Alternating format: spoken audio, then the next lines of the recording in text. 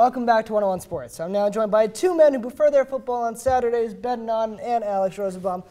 I like the point. Now, guys, we're here to break down last weekend's game. We're going to start out with Alabama LSU. Rosie, take it away. Well, this is a very simple game. Obviously, Alabama comes in with a lot more firepower. Alabama's offense and LSU's defense, great matchup all game. This is the most trouble Alabama's had all year.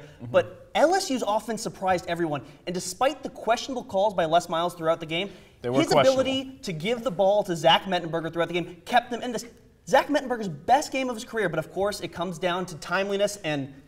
Exactly. I mean, the key in college football, in any sport, timeliness. Mettenberger played a great game, but in the last, let's say, 12 minutes of the game, he kind of shut himself down. And obviously there was that 45-yard field goal that they missed. And A.J. McCarron, I mean, he did the work in that fourth quarter. Incredible. There's no other quarterback right now I'd say you want behind the line of scrimmage. Doesn't make mistakes. Yeah, exactly. He doesn't.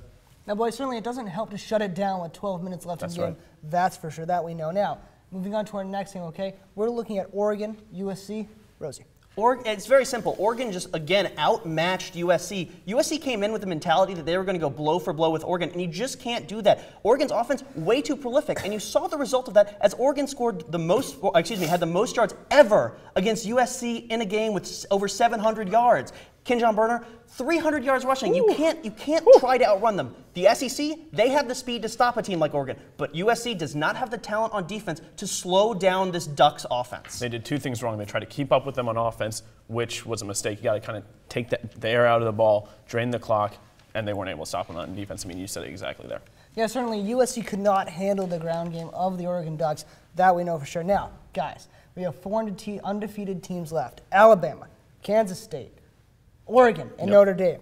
I knew them. I was just checking if you knew them. Now, if everything goes the way it goes and they stand defeated, who has the BCS title game? I mean, I think after this weekend, you got to look. Alabama, a lock right now if they stay undefeated. I mean, it's not an easy schedule for them. And then it's hard not to pick after this weekend Oregon. You're putting up 61 points against one of the most historic schools in the nation. I know there's arguments for other schools, but I like Oregon's offense. Oddly enough, though, Alabama actually has the toughest game remaining, likely an SEC championship game with the Georgia Bulldogs. Notre Dame's out of it. Notre Dame is out of it because if Georgia wins the SEC title game, they could leapfrog Notre Dame. Oddly enough, this is what needs to happen.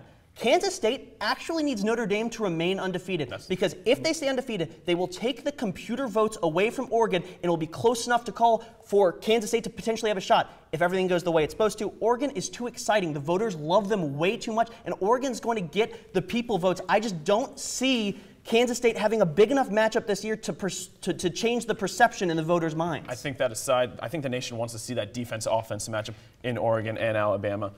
But we'll see. Obviously, it's a couple weeks left. Guys, I agree with you. I would love to see Alabama-Oregon. You said the offense-defense matchup would be phenomenal. We need to get to some playoff games sooner rather than later because that's true. I can't handle this anymore. I'm ripping my hair out here.